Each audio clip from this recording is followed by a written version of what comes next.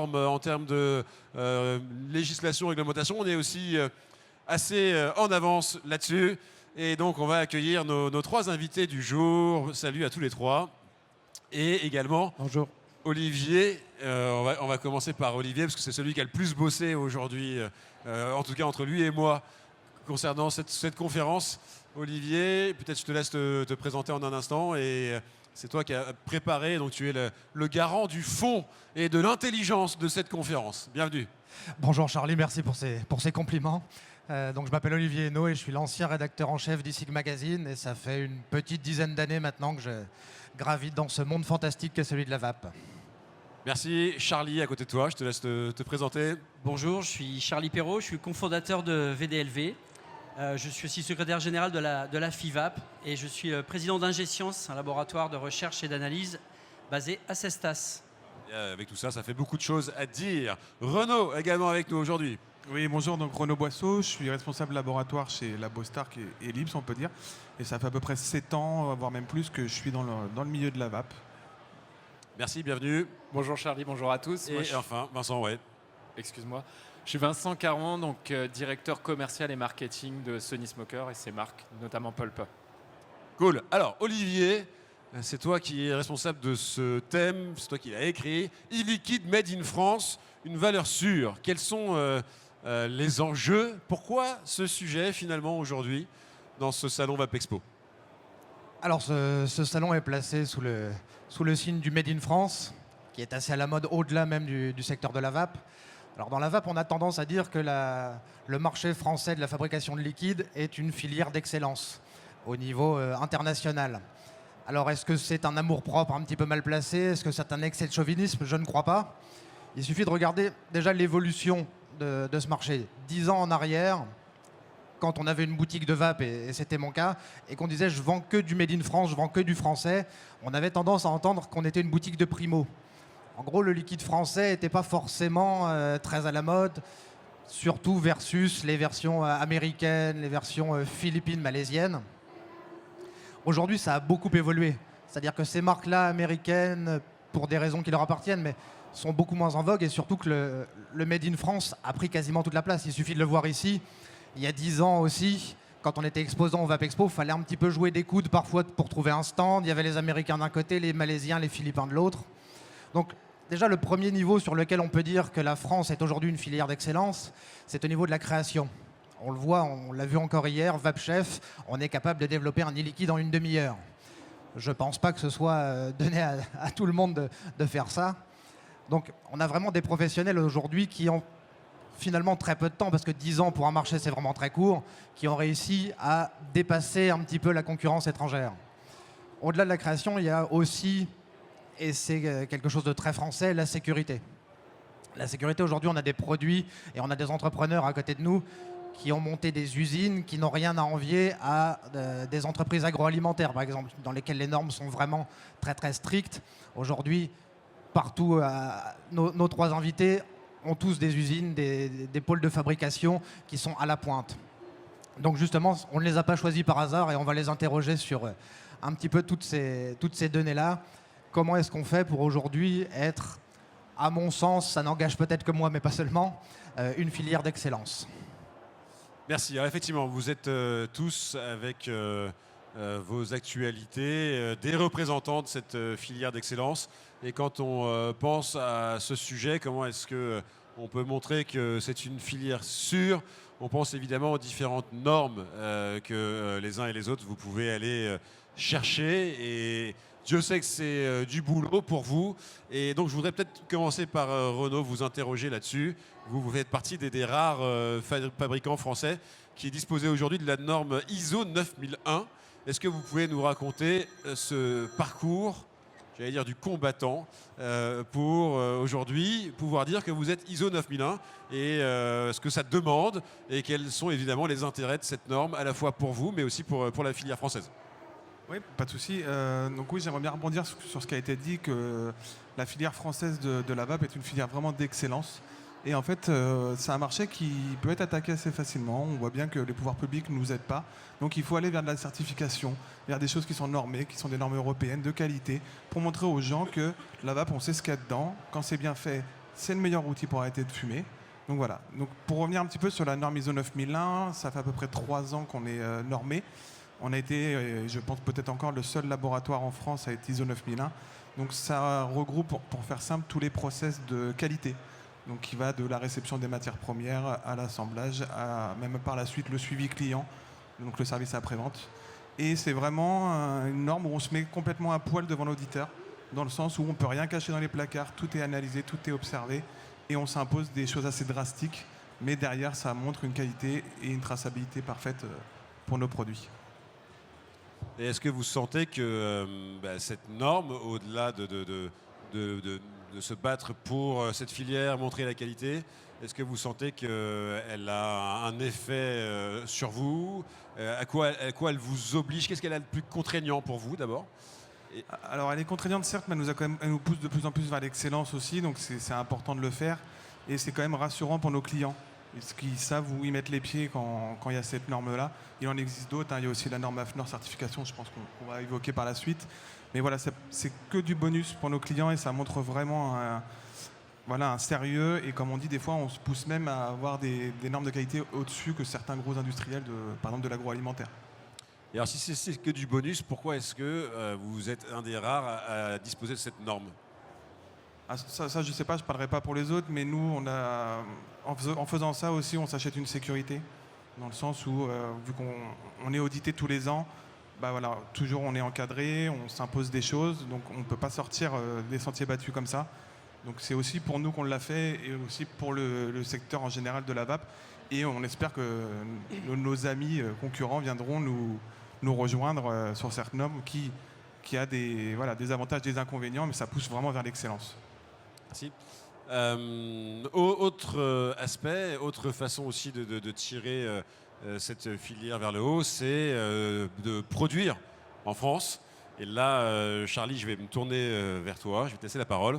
Vous, chez VDLV, vous venez de lancer une nicotine 100% française. Si je comprends bien le sujet, jusqu'à présent, elle est plutôt produite en Inde, hein, c'est ça, c'est cette nicotine? C'est un peu le marché international aujourd'hui est livré par la France, par l'Inde et la Chine. L'Inde et la Chine, ok. Et vous, donc, vous venez de lancer cette nicotine française, enfin, vous venez de le faire. Racontez-nous un peu, enfin, vous venez, non, justement, vous venez pas de le faire. J'imagine que c'est un long travail. Je vous laisse la parole là-dessus. Alors, je vais parler de la nicotine, je vais juste compléter ce que vient de dire Renaud sur la question des normes. Il faut faire la différence entre une norme qui est un référentiel technique et une certification qui est un examen que l'on passe régulièrement pour garantir que ce système est en place. Il y a deux niveaux de normes que l'on peut suivre et considérer, sont les normes internes et les normes externes. Les normes internes, celles qui vont permettre de garantir la qualité du produit. La certification AFNOR e-liquide et la norme XPD 90-300 partie 2 sur la composition des e-liquides sont des référentiels qui peuvent permettre de qualifier l'intérieur de la bouteille, l'intérieur du produit.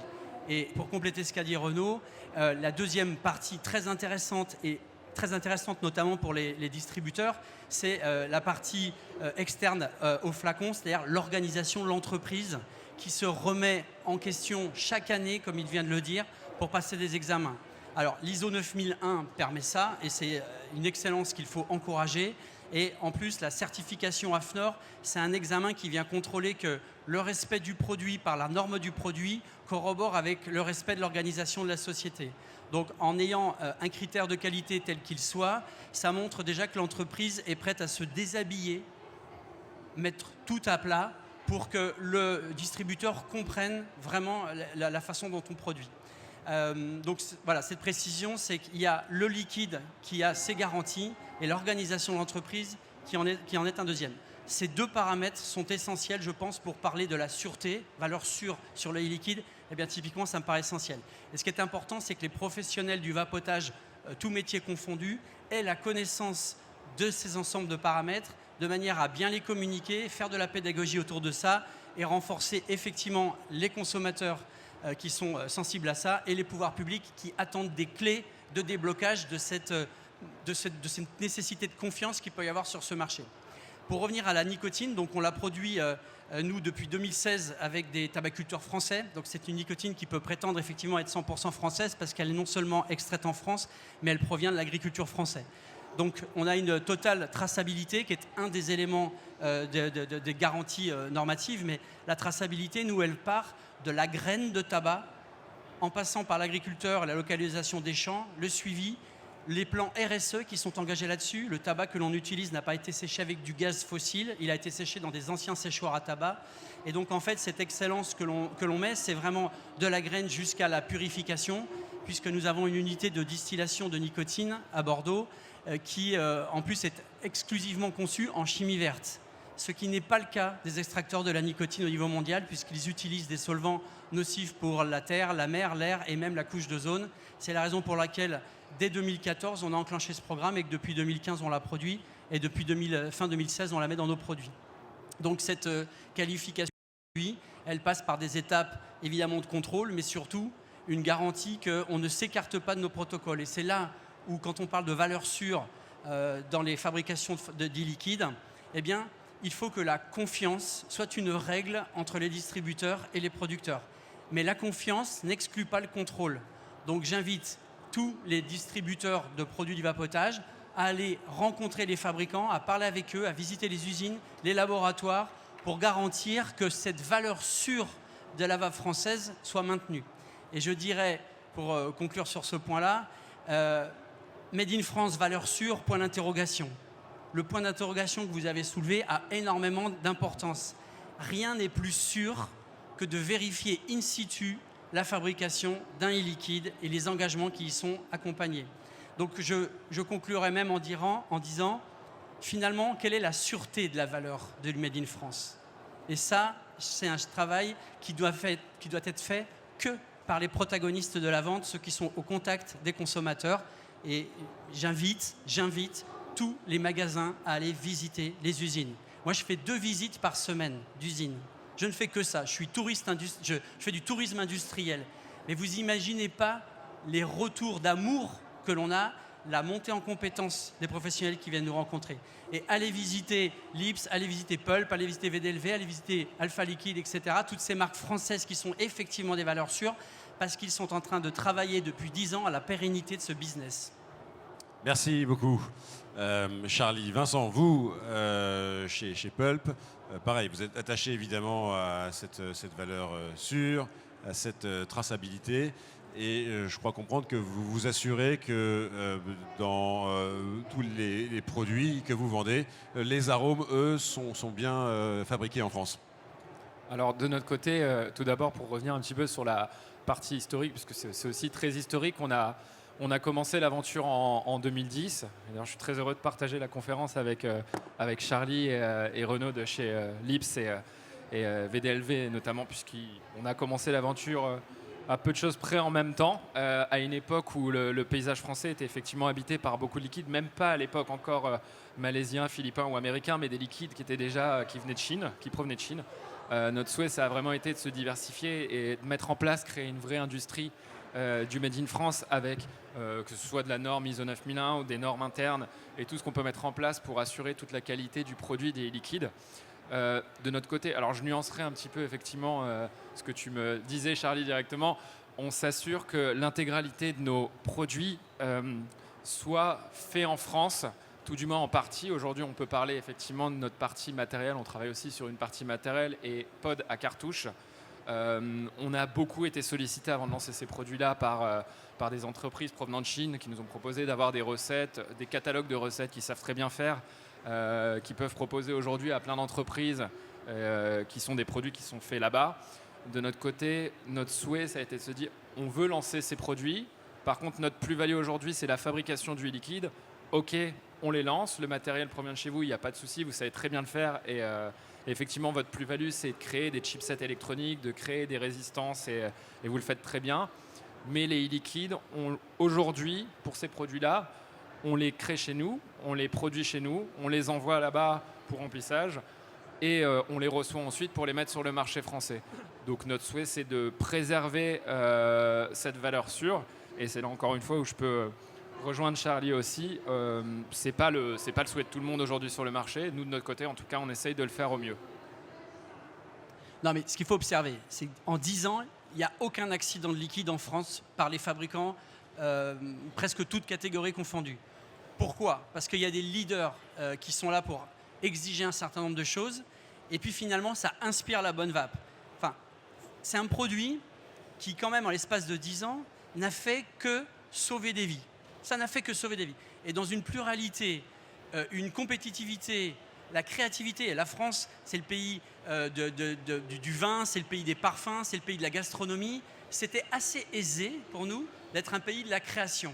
Mais le fait qu'elle se soit associée, cette création, à la responsabilité, tout en y associant un dynamisme pertinent, eh bien, finalement, ça montre qu'on est capable, dans le fun, de construire du solide. Et ça, franchement, effectivement, on peut se féliciter d'avoir eu aussi des distributeurs qui ont soutenu ça. Et toutes ces marques extrêmement dynamiques sont des marques qui portent peut-être, enfin des distributeurs sans le savoir, mettent en avant une exigence qui finalement est responsable et ça marche. Olivier, une réaction, une question pour nos invités? Alors, du côté de Lips aussi, vous avez choisi de produire des cartouches pré-remplies, donc en Chine, puisque effectivement, malheureusement, j'ai envie de dire, c'est aujourd'hui encore un petit peu impossible, sauf si vous avez des astuces peut-être françaises pour remplir les cartouches. Et d'ailleurs, c'est là une de mes questions. On a eu ces 2-3 dernières années l'essor de la puff, et du coup, une arrivée de liquide chinois. Alors effectivement, Vincent, tu parlais des liquides chinois, du Dekang, de tout ça, d'il y a quelques années. J'imaginais pas personnellement qu'un jour, le liquide chinois puisse refaire une entrée en force sur ce marché et qu'on puisse se dire, mais attendez, il y a, je ne sais pas, peut-être que j'ai n'importe quoi, mais 30 ou 40% aujourd'hui du liquide consommé en France qui est chinois. Honnêtement, il y a 5 ans, je n'y aurais pas cru une seule seconde. J'ai l'impression que vous, Pulp et Lips, vous êtes adaptés à ça tout en restant dans votre cahier des charges, c'est-à-dire on produit en France, on veut savoir exactement ce qu'il y a dans nos produits, quand bien même ils sont manufacturés à l'autre bout du monde. Est-ce que ça a été vraiment un gros défi de voir tous ces produits arriver un petit peu du jour au lendemain en France et de vous dire, mais est-ce qu'on va encore pouvoir travailler dans les années qui viennent? Oui, tout à fait. Nous, on l'a bien vu avec l'essor des puffs qui arrivent et les liquides chinois. Beaucoup de gens ne savent pas, par exemple, malheureusement, au manque d'informations, ce qu'il y a dedans. Nous, on sait analyser, par exemple, une fiche de données de sécurité. Quand on voit les produits qui arrivent de Chine avec des fiches, des fois, qui ne sont même pas détaillées, et quand elles le sont, ça nous fait assez peur. Et nous, il était hors de question qu'on mette dans les poumons des gens des choses qu'on ne maîtrise pas. Donc c'est pour ça que oui, on a sorti un pot pré-rempli. Par contre, c'est notre liquide qui est dedans. Donc comme l'a très bien dit Vincent, la Chine, c'est le cœur vraiment du monde pour fabriquer le produit qui va le vaporiser. Par contre, le liquide, c'est nous. Et ça restera nous. Après, on réfléchit à le faire remplir en France. On l'a fait. On a eu Codopod qui est sorti en 2017. On faisait remplir chez nous. C'était des contraintes, mais on l'a fait. Là, sur le projet qu'on a sorti pour le Vape Expo, pour le moment, c'est rempli en Chine, mais on étudie à ramener l'outil industriel chez nous. Parce qu'on veut vraiment, et ça restera, on ne bougera pas là-dessus. Le liquide qui est dedans, c'est Lips. C'est vrai que je te rejoins effectivement, Olivier. Aujourd'hui, le paysage français des pods à cartouches et des puffs auparavant, c'est toujours la même chose aujourd'hui sur les cartouches, est rempli de liquide chinois. Et nous-mêmes, au tout départ, quand on a reçu les premiers échantillons matériels pour développer la partie pod de notre catalogue, on a reçu des produits qui sont très bons hein, d'un point de vue gustatif. C'est-à-dire, il y a des mangues qui sont superbes, il y a bien plein de choses qui sont bonnes. On s'est quand même posé quelques questions quand on les a goûtées. On s'est dit c'est quand même très, très fort en arôme, c'est quand même très chargé, c'est quand même des saveurs qu'on n'a pas l'habitude de vaper en France, qui sont fortement développées sur notre marché, mais qu'on n'a pas l'habitude. On leur a demandé les fiches de données de sécurité, on a refait des analyses par-dessus. Et c'est là qu'on s'est rendu compte qu'on pouvait tout simplement pas, que ce soit notre service réglementaire, nous-mêmes en interne, qu'on ne pouvait pas les commercialiser. Donc c'était ça aussi, c'est outre faire de la France et de notre industrie une valeur sûre et d'apporter des bons produits sur le marché, c'est de ne pas apporter non plus des mauvais produits sur le marché. Voilà, ça se vape, c'est toujours mieux qu'une cigarette. Maintenant, néanmoins, quand on peut parler de CMR, d'arômes CMR qu'on a trouvé, ils n'ont pas du tout les mêmes référentiels, que ce soit même d'un point de vue qualité de la nicotine, qualité des matières premières, propylène-glycol, glycérine végétale. Donc voilà, on souhaite continuer à maintenir ça et je suis content que Lips nous ait rejoint il y a peu de temps aussi sur ce système et avec du liquide français à l'intérieur du matériel. Et la précision, c'est que sur l'arrivée de ces liquides-là, ils sont venus aussi recharger quelque chose qui s'était un petit peu écarté mais qui est revenu en force, c'est la présence des édulcorants. Les édulcorants dans le vapotage sont potentiellement un peu les bienvenus pour montrer l'attractivité du produit, mais c'est aussi un risque puisque ça va être observé. L'ANSES aujourd'hui regarde de près et va publier, d'après les dernières informations que j'ai eues, au mois de juillet, un rapport sur les typologies de produits qu'on trouve en France. Ils nous ont effectivement mis en avant cette observation des édulcorants. Les édulcorants ne sont pas une bonne chose pour une vape soi-disant qui serait prête à sauver des vies, comme elle le dit. Voilà. Donc c'est regardé de travers. Il y a 2 grands chapitres du vapotage. Il y a le vapotage récréatif, le vapotage installé, et puis il y a le vapotage de conquête, du sevrage. Dans ce chapitre-là, amener du sucre de facto, et on l'a bien vu chez l'attrait chez les jeunes, et l'impact de la puff, les problématiques institutionnelles qui observent ces sucettes à fumer, comme ils les appellent eux-mêmes, que ça a un effet délétère. Et en plus, la vaporisation des édulcorants n'est pas toujours cohérente. C'est typiquement le cas du sucralose qui se dégrade en 3-MCPD, qui est une molécule cancérigène. Donc ça veut dire qu'il faut qu'on fasse le tri dans ce savoir-faire français. Il faut qu'on fasse barrage à tout ça.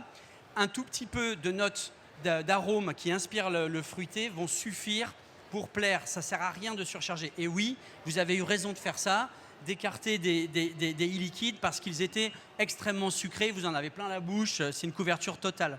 Donc la valeur sûre, c'est à quel sens? Sûr pour qui? Aujourd'hui, le combat qui est très important, c'est que nos liquides soient sûrs pour l'opinion publique. Des parents qui voient leurs enfants qui ont 18-20 ans vapoter avec des liquides extrêmement sucrés, ils vont se poser des questions. Il y a quelque chose qui va créer le doute. Il ne faut pas créer le doute, il faut construire les certitudes. Donc c'est l'exigence, la sélectivité des arômes, la sélectivité des produits qu'on y ajoute sont la clé de la valeur sûre que l'on recherche sur la stabilité de ce marché. Mais d'autant plus, et je rebondis encore une fois sur ce que disait Charlie, ces valeurs sûres, et notamment, et on a parlé plusieurs fois depuis le début de cette interview, du contexte réglementaire et du contexte politique qui sont aujourd'hui des menaces sur notre filière et nos secteurs d'activité. Je pense que la valeur sûre de nos sites de production, la valeur sûre de nos produits, leur traçabilité et les emplois qu'on a créés en faisant tout ça aussi, nous ont permis, je dirais peut-être sans prétention même, aujourd'hui de sauver notre secteur d'activité, tout du moins en grande partie, d'une éventuelle taxation, d'un éventuel flavor ban et des éventuelles menaces qui planent, parce que c'est en faisant déplacer les élus locaux, en leur parlant de ce savoir-faire, en continuant à le faire chaque jour, qu'on maintient aussi un bon contexte politique. On peut communiquer dessus, on peut leur montrer, et c'est comme ça, je pense qu'on va continuer aussi à se battre demain pour conserver une vape telle qu'elle est actuellement. Alors, je voudrais peut-être vous laisser la parole dans le public. Si vous avez une question, dans 30 secondes, je vous laisse la parole. Peut-être un tour de table. Vous avez ici, dans ce salon, des professionnels, des distributeurs. Quels conseils vous pourriez leur donner? Qu'est-ce que vous avez envie de leur demander? Moi, le premier conseil que je peux leur demander, c'est venez nous voir. Parce que ça, on l'observe. Charlie l'a dit qu'il faisait du tourisme industriel à faire visiter 2 fois par semaine ses usines à ses clients. Beaucoup de nos clients, quand ils passent nos portes, ils ne s'attendent pas à ça. Ils ne s'attendent pas à toute la qualité qui est là, toutes les analyses qu'on peut faire. Donc vraiment, je vous encourage à nous appeler, à venir nous rencontrer. On n'a rien à cacher, au contraire. Et vous vous rendrez compte que les liquides français, et je veux nuancer que le Made in France, c'est vraiment le Origine France garantie. Vous vous rendrez compte que la qualité, elle est là et la sécurité aussi. Et c'est le cas, on vous appelle beaucoup pour venir vous rencontrer? Oui, tout à fait. Après, il y a des clients qui ont peut-être un petit peu peur ou autre, mais oui, on est aussi visité beaucoup. Merci. Même conseil? Oui, forcément, même conseil. Visiter les fabricants, c'est créer la confiance. Les 3 mots-clés de la garantie du Made in France pour l'avenir, c'est vraiment l'exigence. Est-ce que les fabricants exigent aussi de la part de leurs fournisseurs d'arômes un certain nombre d'exigences? Alors nous, on appelle ça l'exigence vapologique. Il faut qualifier un arôme dans nos recettes avec 2 grands sens d'observation. Le premier, c'est est-ce que les molécules aromatiques sont vaporisables? Premier chapitre qui est technique. Et ensuite, est-ce qu'ils sont inhalables en toxicologie et en concentration? Donc ça veut dire que si vous venez dans les usines pour parler de ce niveau d'exigence, il peut être rassuré. Des gens qui ont des équipements d'analyse, des chromatos peuvent fouiller pour bien maîtriser ce sujet. L'exigence. Ensuite, le contrôle. Il faut contrôler en permanence nos productions pour être sûr qu'on ne dérive pas vers des choses qui sont néfastes et délétères. Et enfin, la confiance, c'est ce qu'on vient de résumer. C'est-à-dire que la confiance n'exclut pas le contrôle. Il faut aller voir, parler, partager. Les magasins, les shops qui hésitent à venir voir leurs fabricants ou qui ne veulent pas aller voir leurs fabricants, c'est parce qu'ils n'ont pas envie peut-être d'observer une réalité qui pourrait les décevoir. Non, en France, les fabricants sont solides. Allez les voir. En plus, ils sont sympas. Vincent ? Je rejoins effectivement Charlie et Renaud sur leurs observations. Il ne faut surtout pas hésiter à venir nous voir, à nous poser des questions, surtout à discuter. C'est vrai que moi, on voit le phénomène et on le voit même régulièrement. Quand on discute avec un kidam qui nous pose la question, mais qu'est-ce que vous faites dans la vie ? Vous faites du liquide, mais comment ça se passe ? Ça se fait en France, ça se fabrique ici, mais il y a des normes. Est-ce que c'est propre ? Généralement, on a tendance à aller trouver de l'étonnement quand on leur explique. Donc c'est là où je me rapproche aussi un petit peu de la vie générale, qui est de dire à nous de sensibiliser nos partenaires, nos revendeurs, nos distributeurs, et aussi à nos revendeurs et ceux qui sont dans les boutiques, aujourd'hui de sensibiliser les consommateurs, de leur expliquer comment c'est fait, de leur expliquer que le liquide est fabriqué en France, qu'il y a un certain nombre de normes qui sont respectées, qu'on fait attention à pas mal de choses, et donc en allant chez eux et en se fournissant via nos entreprises, ils achètent des produits qui sont sûrs et ils soutiennent une industrie locale qui emploie en France et qui fait travailler en plus de ça un maximum des fournisseurs français pour ces matières premières. Merci. Est-ce que vous avez des questions dans le public ? Questions pour nos amis ? Pas de questions ? Alors je te laisse peut-être le mot de la fin, Olivier. Merci, oui. Il y a une chose dont on n'a pas parlé. C'est un conseil que je vais prodiguer en toute humilité et sans aucune morale. Mais tout ce que viennent de nous présenter nos trois invités, que ce soit les contrôles, que ce soit le montage d'une usine, que ce soit le paiement des salaires d'experts, tout ça, ça a un coût. Et évidemment, c'est un coût qui va être répercuté sur le produit final, c'est-à-dire le liquide. Et bien souvent, alors je crois que cette mode passe un petit peu parce que tout le monde prend conscience, mais ici on a affaire, dans notre assemblée, à des gens qui évidemment vont penser à la marge. Ce sont des commerçants et évidemment ils pensent à la marge. Mais derrière un bas prix, il y a aussi peut-être une qualité un petit peu moindre, un petit peu plus discutable. Et aujourd'hui, on a la chance d'avoir tout un tas d'usines, tout un tas d'entreprises qui ont investi beaucoup d'argent pour pérenniser ce marché. Et il serait dommage de fragiliser ce marché en faisant toujours plus la course au prix. Et encore une fois, c'est sans aucune morale. Je voulais juste rebondir sur ce que tu viens de dire, qui est très juste. En France, on a des charges partout. Produire, ça coûte très cher. Effectivement, les produits chinois où on est moins regardant sur les différentes molécules qui sont utilisées, sur les FDS, etc., on est confronté à une problématique qui est de plus en plus grande, c'est le prix. Et effectivement, quand on produit en France et quand on s'impose un certain nombre d'exigences qui sont des exigences de haute qualité, les exigences, elles ont un coût. Passer une certification AFNOR, que ce soit la ISO 9001 ou l'origine France Garantie, tout ça, ça a un coût. Ces coûts s'additionnent et à la fin de la journée, si vous voulez, vous avez un produit qui va être forcément beaucoup plus cher qu'un produit chinois, malaisien, etc. Mais c'est fait proprement, avec des gens qui sont payés avec des salaires français.